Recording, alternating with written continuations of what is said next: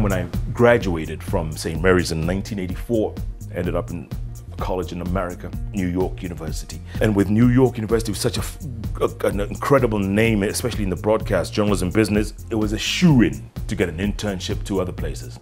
And I got a job at, internship at CNN. I got my first job at ABC News rather, switched on to NBC News later on. But all the while in America, and I spent nearly 10 years there, I always discovered that very little was being covered about Africa. Very little.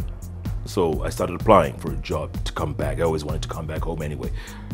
And sure enough, I applied and I found out about this amazing African, Kenyan if you will, Mohammed Mo Amin. They called him Six Camera Mo.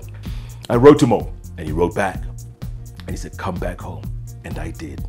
And I started working at Reuters television and did that for 3 years, based here in Nairobi before being shipped out to Abidjan in Ivory Coast. From there, shipped out to Johannesburg in South Africa, all for Reuters, covering the regions, if you will. And then it was in South Africa that CNN came calling. And they asked me to come and join them and open a bureau in Lagos, Nigeria for the first time. So all this, all my experiences going from one place to another, a process, a system, I figured, you know what? This has to be documented at some point. This is, it's a story that a lot of people will associate with, a small town kid who made it in the big time. And sure enough, once at CNN, the stories that came about. My first big story at CNN was covering Charles Taylor, and other stories followed. Incredible stories we did in Congo, where we arrived at a place called Bukavu in eastern Congo, where a tiny little clinic run by one doctor and a handful of nurses, where there were more than 700 victims of rape and abuse from the ages of 7 to 70. A story that reverberated across the world, and we got incredible outpouring from viewers across the world. Many of them saying they want to help, they're volunteering to help the people of Congo after we did that story. It was incredible. Congolese coming back and telling me, thank you for being the voice of the voiceless. The most controversial story I ever did, but an incredible story. A story with a happy ending, if you will. Rebels that had controlled this huge part of Nigeria because of the oil wealth. It was a no-go zone for the Nigerian military, for journalists, for any ordinary people, citizens.